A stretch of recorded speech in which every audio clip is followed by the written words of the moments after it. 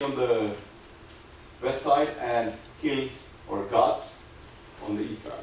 So the ghats on the east side is called Western Ghats. And then we have a lot of dams being constructed or have been being constructed along the Western Ghats. So the purpose of these dams is to contain water for irrigation purposes and also to generate electricity. Kerala's electricity is over 80% coming from hydroelectric projects. So dams are essential for the state to sustain, to contain its power needs. So dams are very important for the state. So I'm giving a hint about the dam because dam is also taking a role in this flood. So that's why I thought of talking about dam first. Then this is what the aerial photo of the Kerala looks during the flood. So these are parts parts from the district called Ernakulam and also from Alappuzha and Chekkanur. So as you could see, this is a vast spread of land that had been covered in water. All the people, all the houses were flooded and people were stranded on top of their rooftops. So these are some accounts that came out of the floods. So this year we got almost 250% rain during a very short span of time. So during this 1 week we got almost 25% of the annual rain, which is a lot. Then Kerala faced this natural calamity, which is historical in the sense that something similar of this proportion has happened in 1924, and after that this is the first time anything of that sort is happening. And 483 people were dead.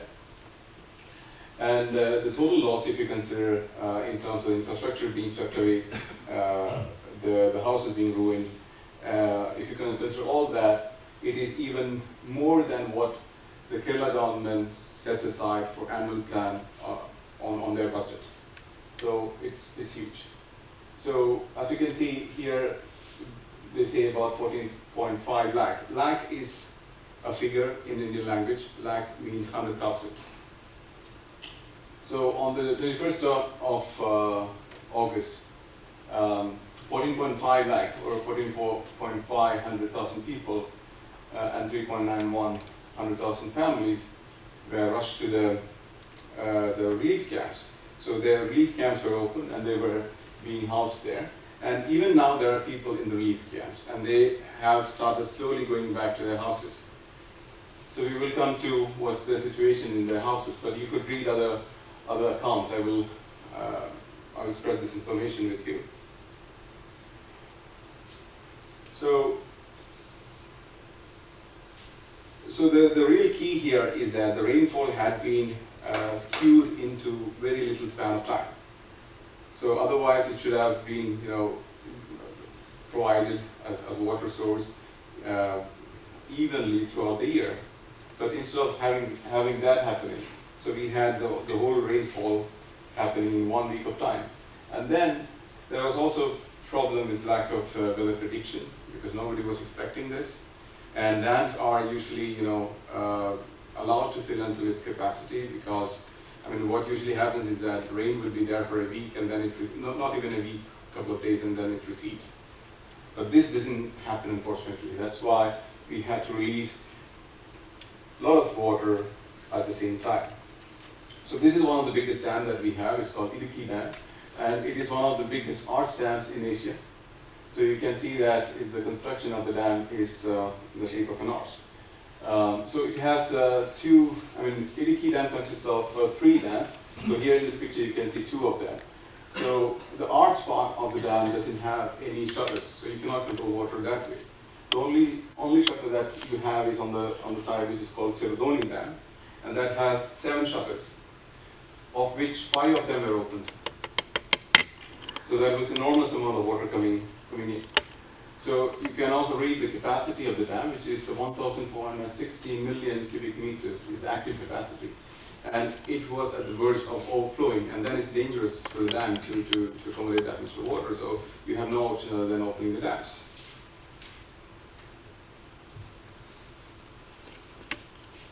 Okay, so So we had the dams which we were forced to open. Then there was this enormous amount of rainfall coming in. So all the lowlands were flooded. Okay, and there was enormous gush of water coming from the dams from the hilly region. And to add to that, there was a high tide on the seaside. So what was pushing in from the west, and then what was coming in from the east. And the midland was strong. You know, when the water has no way to go, it can go upwards, it can go to the sea. So then this happens. But there is this hope of humanity that we were seeing there in this event, because Kerala is one of those rare parts of the world where people are very harmonious and are very civically involved, so to speak, so that, you know, they act in necessity. So they help each other. They didn't look for authorities. They made their cell phones coordination centers.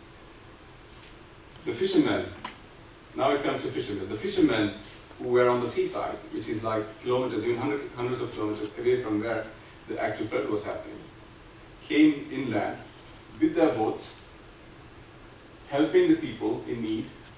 They also had motorized boats, so they could swim, they could maneuver their boat against the current, because the currents were so strong, so that you cannot go on the normal dinghies. If you see that one, it's a dinghy, and dinghies can't serve it. You need a motorized boat which is powerful, and you should go inland, really in the pockets, to get the stranded people rescued.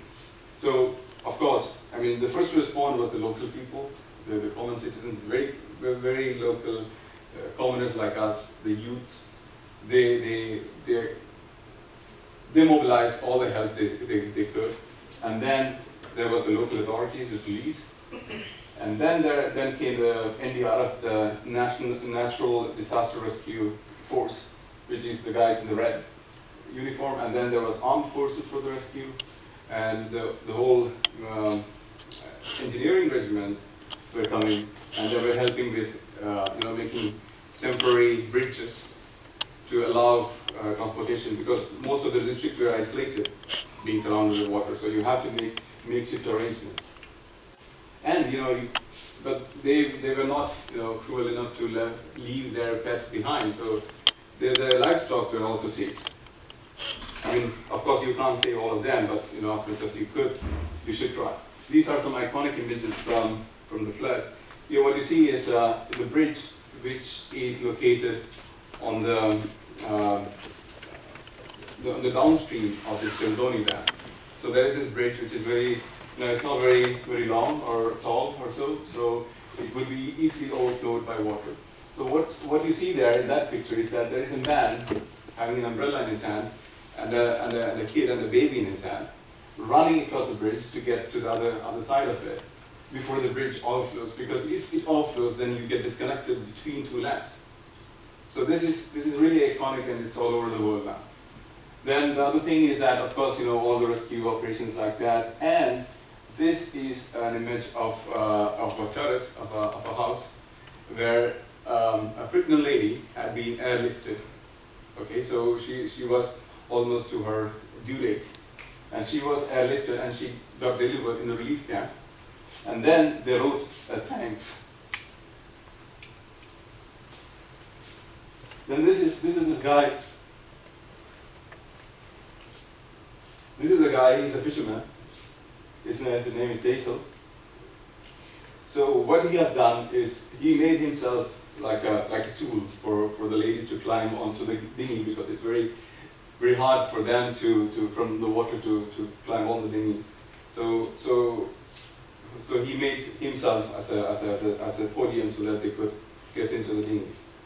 So these are some images that people over and over reckon.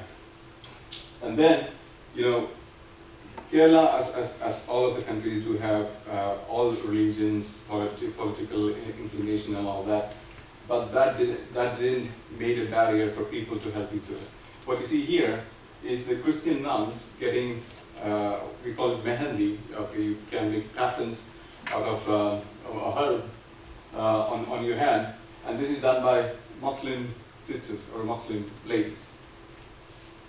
Then you have fishermen who are bringing their boats. They are paying their own money to bring their boats from the sea to inland to help the people there.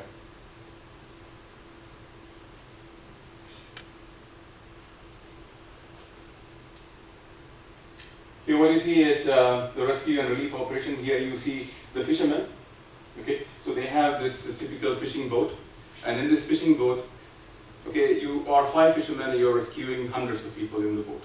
Okay, so military is also coming with their high-tech equipment. So you need 10 people in a dinghy, and you save 5 people. So you can see the proportion. So the fishermen were very effective in rescue operation. So they were evacuating people with much more efficiency, and they were also able to go into those areas where you have very high current of water. So I mean, even Army, Navy, and Air Force were like, Air Force can't airlift everybody at the same time. So you really need boats to evacuate that. So this had been done by fishermen. And then there is this fisherman who is saying, okay, what happened after is that the government of Kerala said, okay, we are going to reward these fishermen by 3,000 rupees per day for all the days that they worked for the people. Then this guy is saying that, you know, we don't need anything from you for saving our brothers. I mean, if you could, you can repair our boats because their boats suffered severe damages. So if you could do that, that's already enough. So that's what they were saying.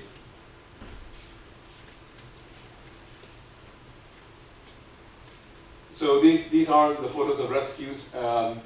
Then, you know, one other thing that came up during this event of disaster is that, I mean, we always blame, including me, we always blame the new generation spending a lot of time with their smartphones. They don't have any sort of connection with other persons, other people. They don't have any sort of